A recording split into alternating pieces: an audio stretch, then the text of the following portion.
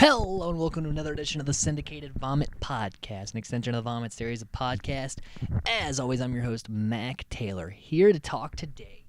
We're going to start down a motherfucking journey, guys. We're going to start down a motherfucking path, alright? And you're going to be with me on this path. You know, let's do this together. That's the whole point of this podcast. Let's have these conversations at the same time, alright? We are going to be covering Power Rangers from Mighty Morphin all the way through the new Dino Fury. It's going to be a doozy.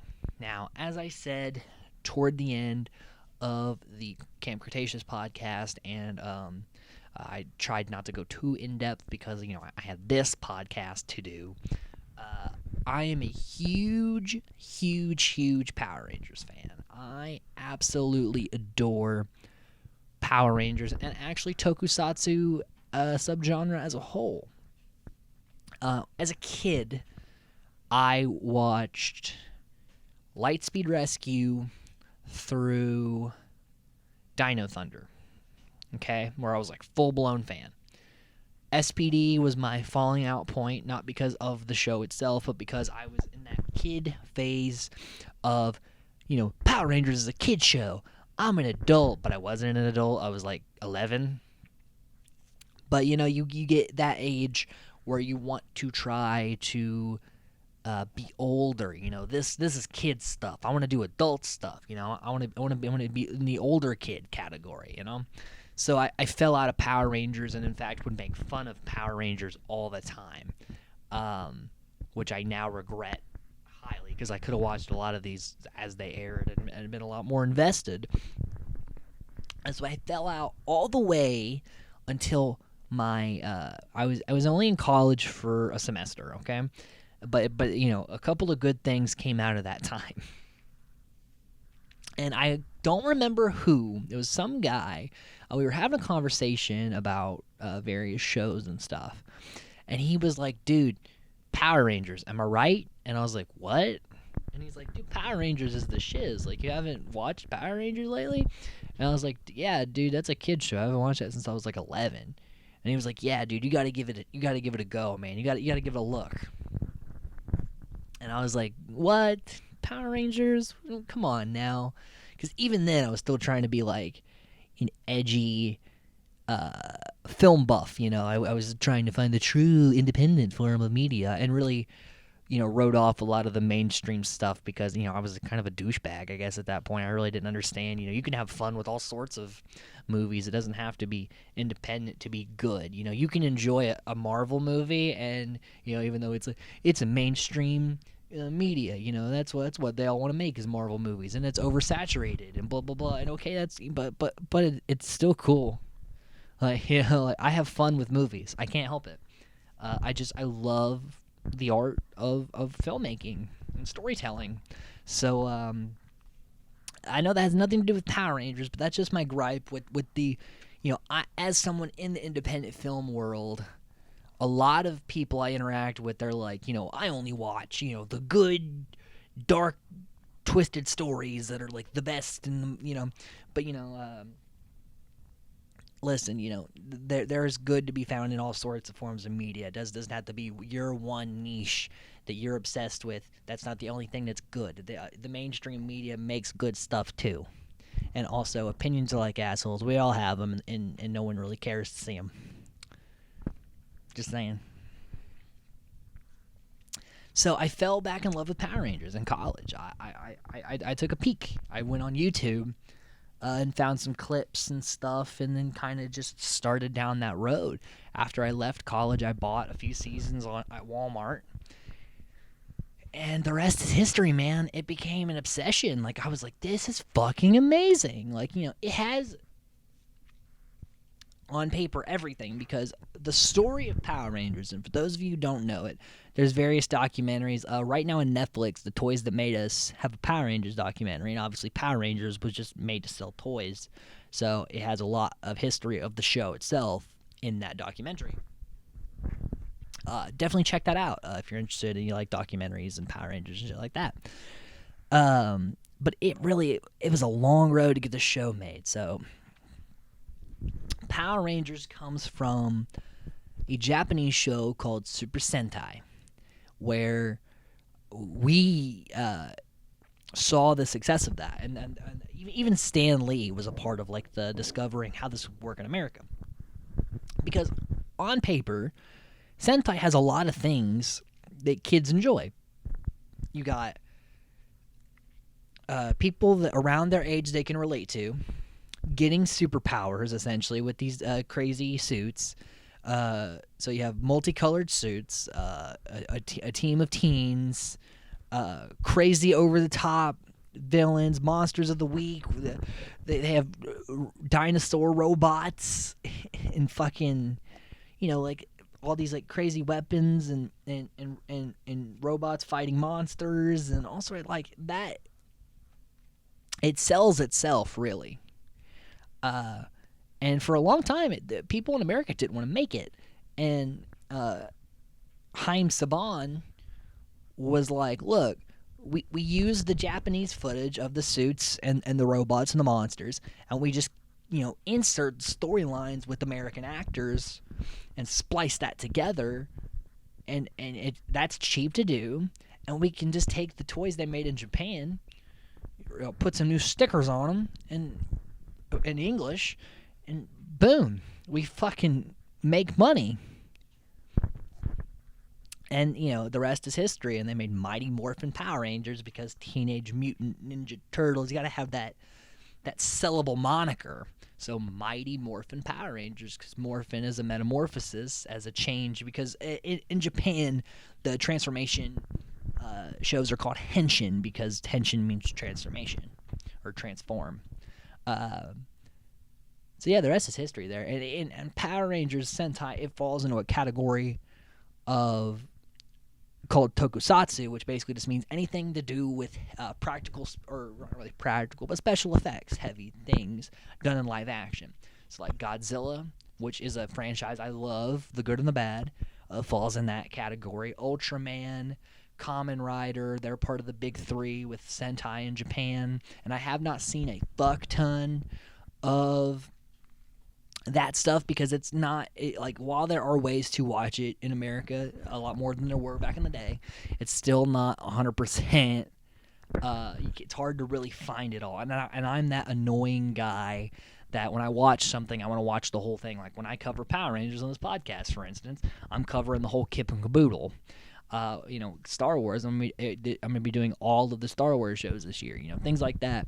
Like I like to have the whole story in almost my OCD brain. Even if they're like, well, here's the whole show and the 2 movies, but there's this one movie that was only released in Japan, and I would import that fucking DVD just so I could have the whole fucking story.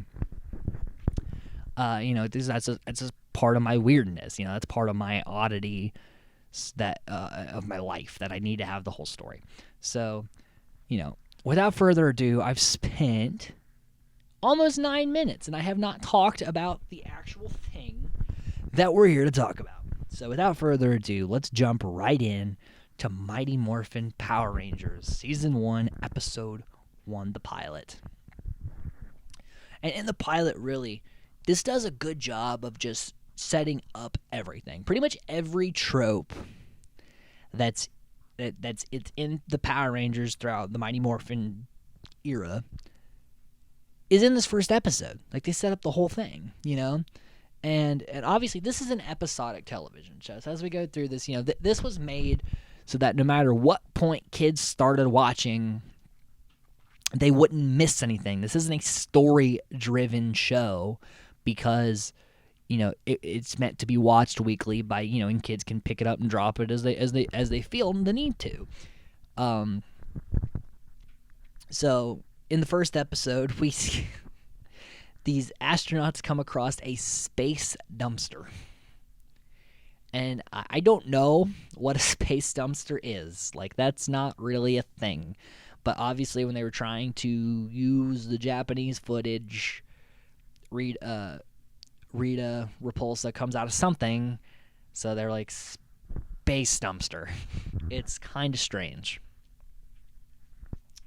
But we meet our main antagonist of Mighty Morphin Season 1, Rita Repulsa, who is a witch of sort and has the most grating voice of any character, really, in any show or movie. Like, she has that voice that just...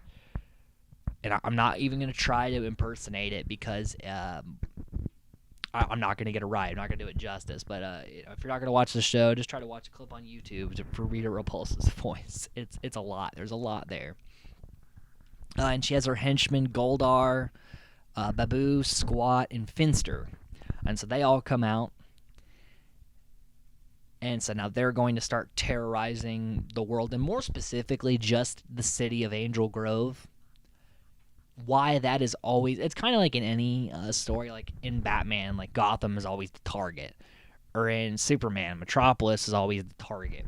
Like, it's always just that one city. Like, the villain's always like, first I'll take this city, and then the world. And it's like, why are you all always starting with that city in particular? You know?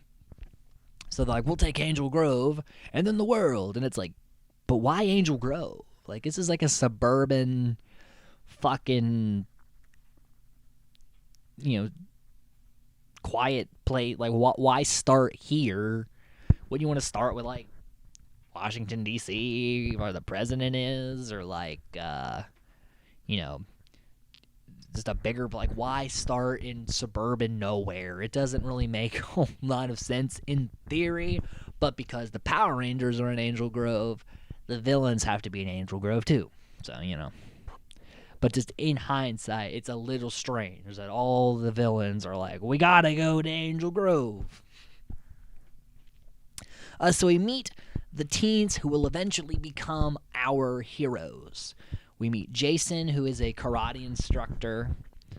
And they have this badass youth center, something that has been forgotten. It was definitely an 80s, 90s thing to have this place for kids to go, because now, other kids ruined it by doing illegal shit there, and now they don't have those things anymore, and they're few and far in between. But this place has, like, a juice bar run by this guy named Ernie, and it's got, like, all this weight equipment and yoga, classes and fucking gymnastics and just a whole lot of stuff there. A whole lot of activities being done at this place. And it's also very 90s in the clothes and the style, because Power Rangers premiered in 93, so it's very a product of its time. So yeah, Jason is the karate instructor.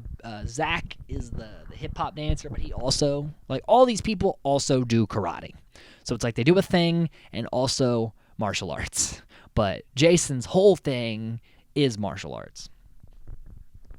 Zach does, like, hip-hop dancing and martial arts, which he blends together in a hip-hop keto. Billy is the tech geek who's also learning martial arts. Trini is... Her and Kimberly are both gymnasts in a way, but Trini is also kind of a tech geek in her own right, but they're also martial artists. And everybody is also conveniently wearing the colors in which they will have in Ranger suits. Because you'll notice in every season of Power Rangers, they all, even when they're civilians, they wear their Ranger colors. Even before they get their Ranger colors. So it's like, it's a good thing I've worn blue my entire life, because I'm now the Blue Ranger. But granted, they have other, like, because the thing in the 90s was there was a lot of, like, say, like, you're wearing a vest and then a shirt underneath that open vest, or, like, I'm wearing this thing, but I got this other layers. 90s is a lot of layers. So they have other clothing on, too, but it's all, like, plaid pattern. So it's, they have their main solid color and then some sort of pattern clothing around it. Because it's very 90s. And then we also meet our comedic relief characters, Bulk and Skull, who are the bullies. And they're the bullies because they wear they have, like, the longer hair, and they wear leather, and they kind of look like punk rockers a little. Well, at least Skull does. Bulk just kind of looks like the douchebag kid in the 90s, with the rolled up jeans and the boots and all that business. Bulk and Skull are trying to, like, bully flirt with Trini and Kimberly, and Trini makes them look pretty stupid. and everybody makes fun of them. And then Billy is taking karate lessons from Jason, and Bulk is making fun of him. And then Jason's like, hey, we'll try a tornado kick. And then Bulk falls on his face, and everybody laughs at him again. And then that's kind of Bulk and Skull's shtick here in Mighty Morphin, is that they come in, try to bully the characters, and then end up looking stupid. That is literally their whole... Anytime they show up, expect some sort of physical slapstick comedy. And actually, they become some of my favorite characters throughout the progression of Power Rangers. But we'll discuss it. But here, everyone's very one note here. And Zordon's like, oh no, Rita Repulsa's back. Bring me 5 overly emotional teenagers with attitude. Why that was a request, I'll never actually know. Like, I'm glad the Power Rangers are the Power Rangers that they are, but why would you ask for teenagers? Because in other Power Ranger seasons, we'll see that it's not always teenagers. It can be various types of things. But, like, why was that the go-to? Why wouldn't he be like, bring me 5 of the best fighters in the world? Or, like, 5 martial artists? Or, like, blah, blah, blah. Family bloodline. Like, why was it just, like, bring me any 5 teenagers with attitude? This is a very, very odd request. And Alpha's like, oh, no, with the teenagers.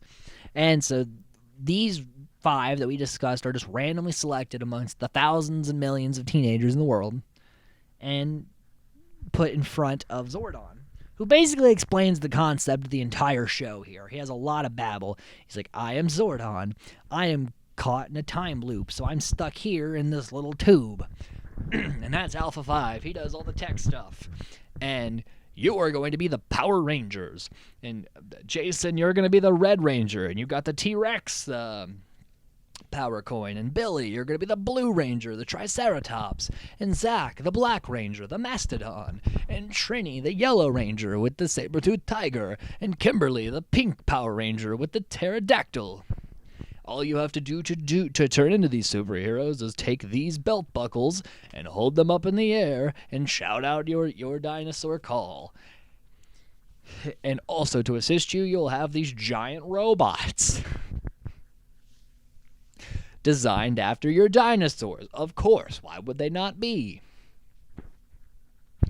And, all you have to do to call them is to say that out loud, and they'll assist you. And then you could take these dinosaur robots and put them together into one giant robot called the Megazord. So, like, he's just, vomiting out a lot of this information. And at first they're like, yeah, we're not gonna do that. We're not gonna be a part of that. And then Rita sends her putty patrollers, which Rita, any monster of the week or her putty patrollers, they basically take clay, mold them into monsters, and bake them in an oven, a magical oven, I guess, that turns them into giant monsters. And the putty patrollers are like giant clay guys who make this noise the whole time. And so they get their ass whipped by the putties because they've never fought aliens before. And they're like, well, I guess we're going to use these morpher things that he told us about. So they morph for the first time. And it's not like it is today where it's like, it's morphin' time. And they do the thing. It literally was like, let's do it. Morph. And they did it.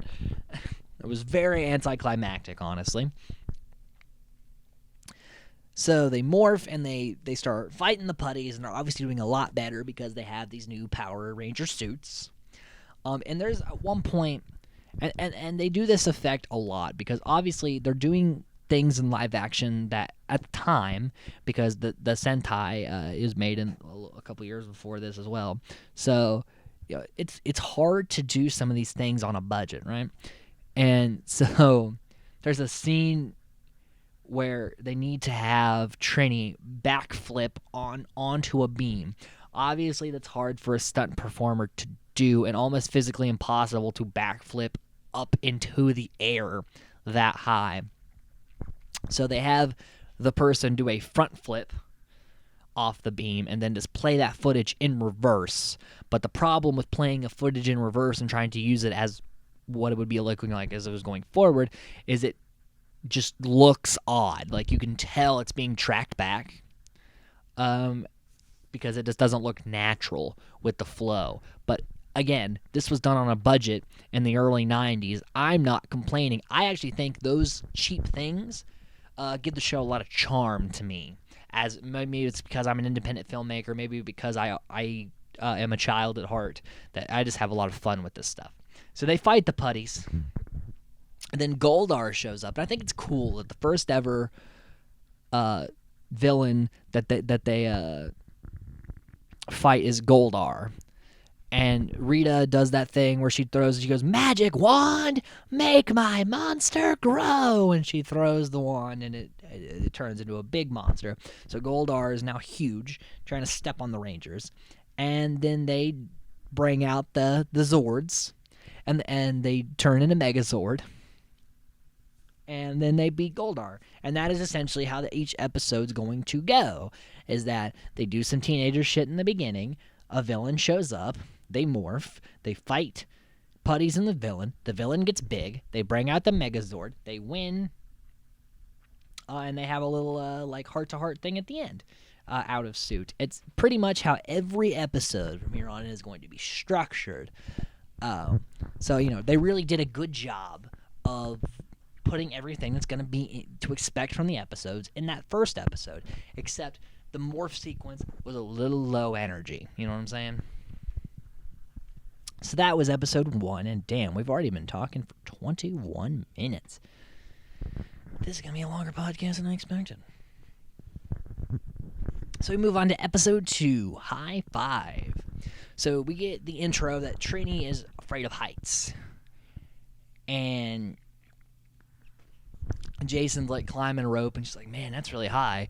And then they get like a little comedy segment where Billy walks underneath them, and Jason's like on his shoulders, and they're like, like, whoa, like swinging around. And then it's funny, when they fall, Jason still does a front flip. Like, the thing about Power Rangers is that they will always work a front flip into what they are doing.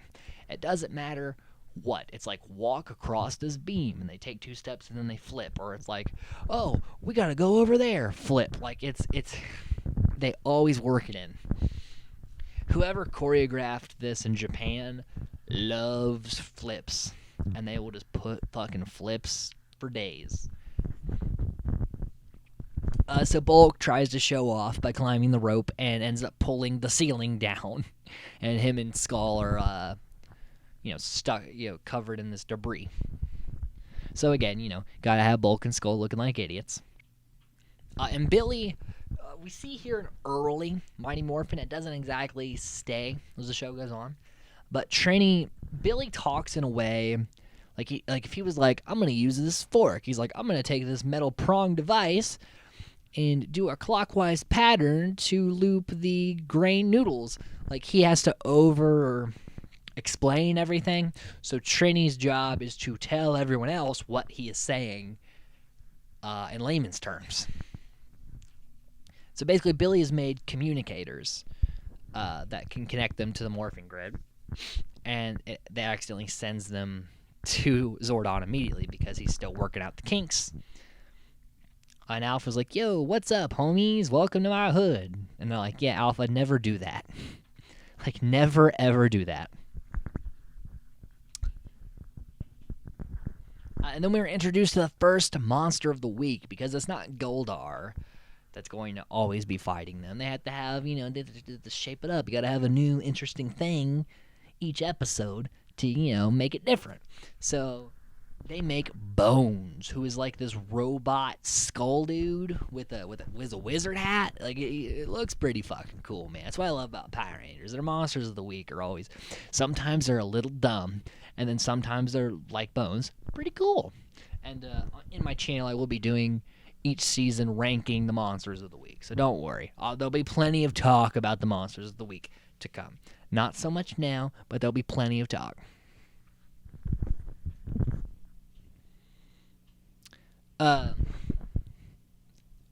So Rita wants to open a time warp, Not entirely sure why.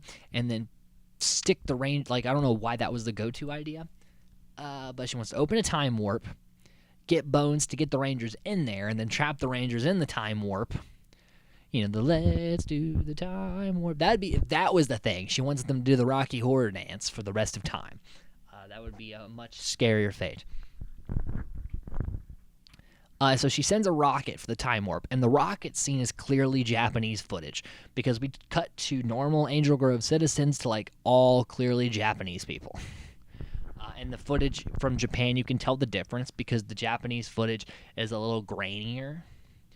It's a little rougher than the American footage. So that's a way you can kind of tell, even if you're not seeing other actors, like if it's not clearly Japan, you can usually tell by the way the footage is. It's not spliced together perfectly, So they fight the putties out of their suits. And Billy gets cut off on a high point. So Trini overcomes her fear of heights, climbs up this place, and they trick a putty into basically committing suicide by jumping off the cliff. And the whole time, and then hits the ground and it dies. So Trini has overcome her fear very quickly. And Kim and Zach get on Jason's shoulders, and they do this like swinging circus attack where it's like Trini has her legs out and Zach has his head out, and they're like a top spinning and beating up all the putties. It's an odd thing. Don't really see that happen a lot. So Bones arrives, and the thing that also happens is that Zordon has the viewing globe, so he can see the shit going down, but he never prepares for it with the Rangers. It's just like when the thing shows up, he's like, oh, that's Bones. He can, come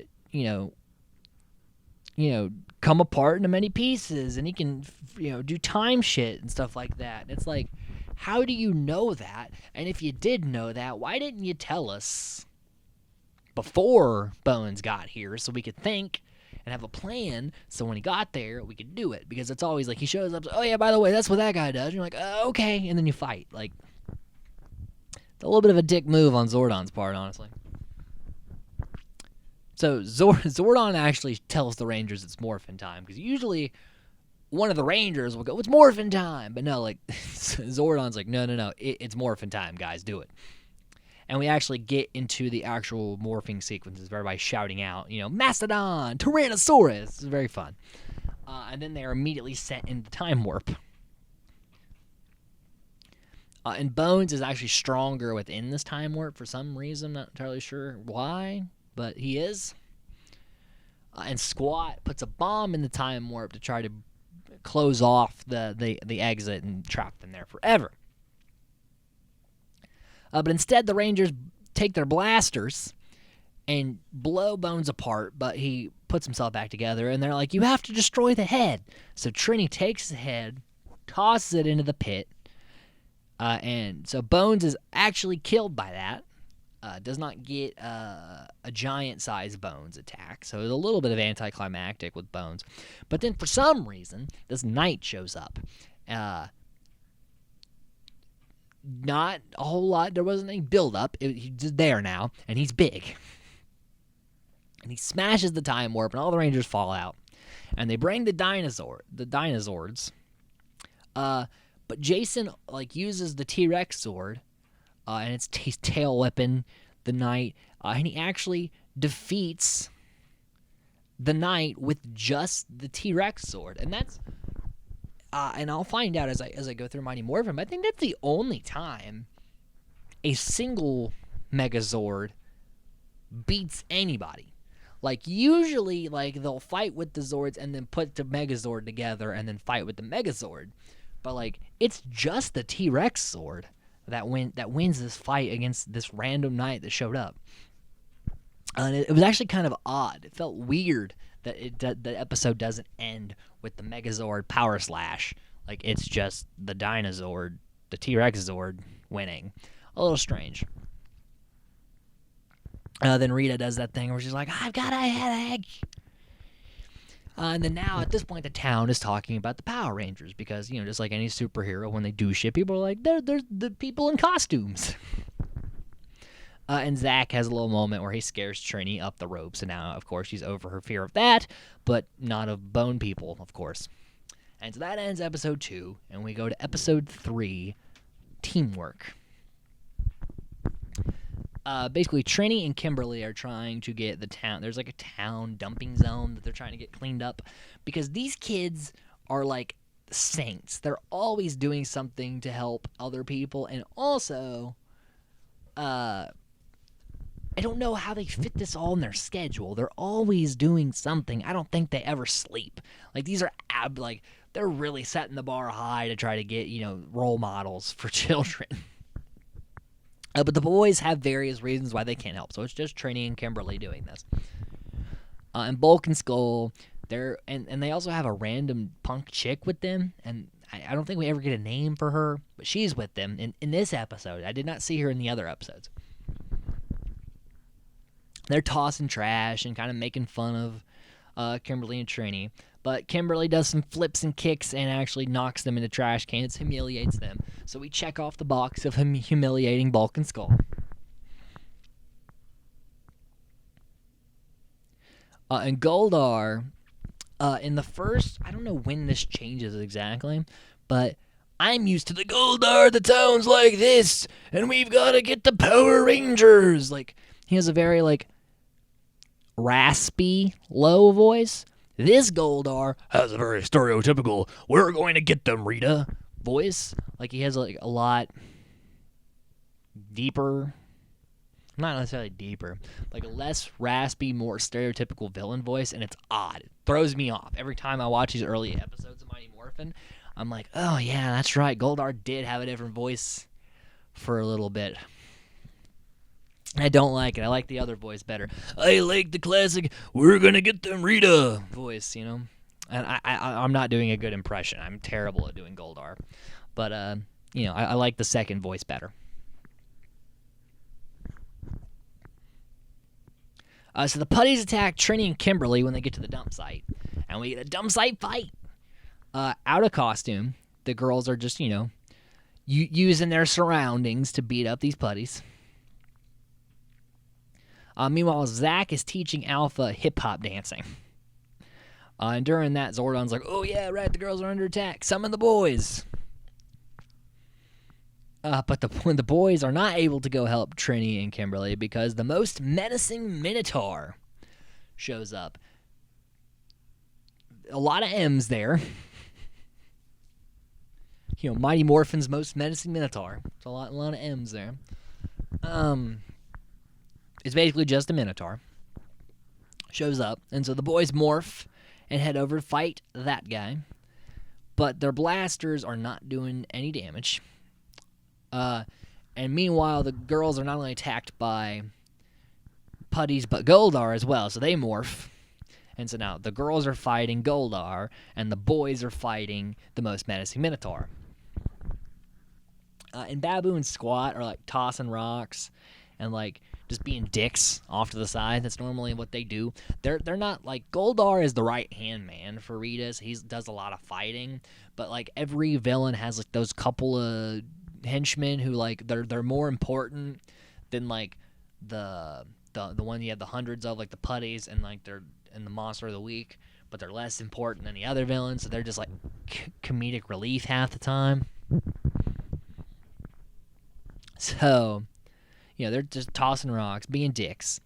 And Rita makes the most menacing Minotaur grow. And they're like, shit. So everyone gets together, and they get their Zords. But the Zords are attacking the monster, but not really doing the deed. And we also see, the other Zords, because we saw the T-Rex Zord a little bit. So we see that the Triceratops and the saber-toothed Zords have guns on the back of them. And the Triceratops has what he calls, because everything has to have power in front of it, he has the power hooks. And he's basically just throwing chains trying to hold the monster. So they try that half-ass Zord thing where the Zords are like all in like a tank formation, but they're not in the giant robot thing yet. That's not enough, so they turn into Megazord and pull out. And they're like, yeah, that's not enough. So they go back to Zordon, and he gives them their power weapons, which Jason gets the power sword, Billy gets the power lance, Kim gets the power bow, Zach gets the power axe, and Trini gets the power daggers. So everything has to have power in front of it. And they bring those back. They're beating the fuck out of the Minotaur. And they have to put them together, because when you put all the power stuff together, it turns into one giant gun. And they shoot the gun, kill the Minotaur. And Goldar's like, fuck, I'm done. He's out of there. And then they get back to the school, which is still trashed from the Bulk and Skull scene. And the principal's like, you guys should have cleaned this up. But it's like, I know he doesn't know they're Power Rangers, but it's like, we didn't do this at all. Bulk and Skull did. But, okay. So, like, he's like, I gotta go take care of some business at this phone call. And they do a montage where it's, like, sped up footage of them cleaning. And they're like, oh. He's like, oh, where'd the mess go? And they're like, what mess? Kind of a dumb little thing to end the episode with. But, you know, we it's Power Rangers. We take it with the good and the bad. And Alpha's also dancing badly. And Zach's like, you need to stop with the hip-hop. It's goofy. It's Power Rangers. We love it.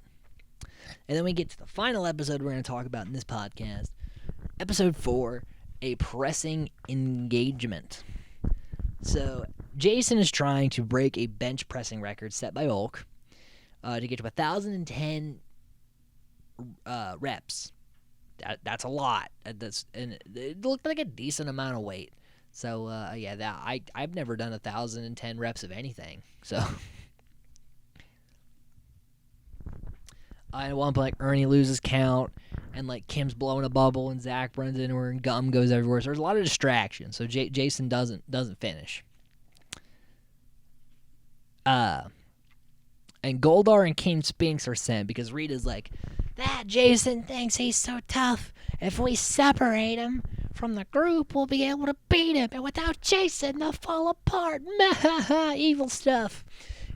And Goldar, and I know he's got the weird voice, but I always use the other Goldar voice. It was like, all right, Rita, I'll take King Spinks and I'll separate him. Jason will never see it coming. And like, throughout this show, they're always getting multiple shakes from Ernie's, which look like fruit. They have like fruit and shit in them. And they're basically the equivalent of like buying beers for the group, you know? And Jason's ego is taking a hit because he can't do this record thing, and it's tearing him up inside. He doesn't have the confidence. And Bulk's like, you're never going to beat my record, and then ends up splitting his pants, and then everyone's like, his underwear's out. And Skull always does that, is always laughing at him as well. Doesn't make the situation any better.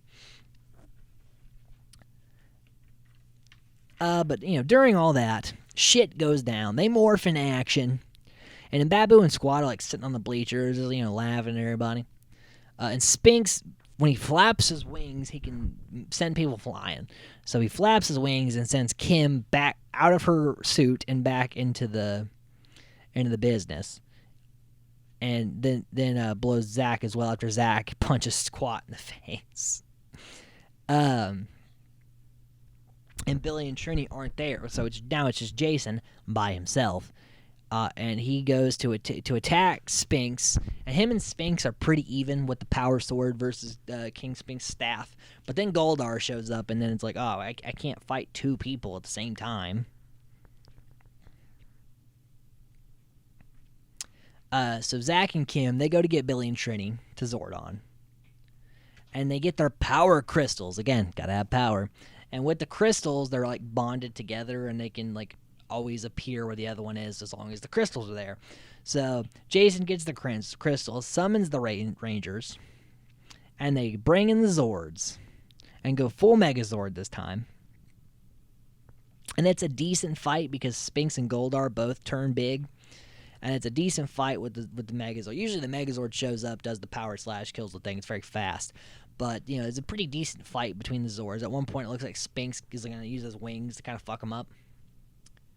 But they power slash Spinks, kill Spinks, and Goldar's like, fuck this, I'm out of here.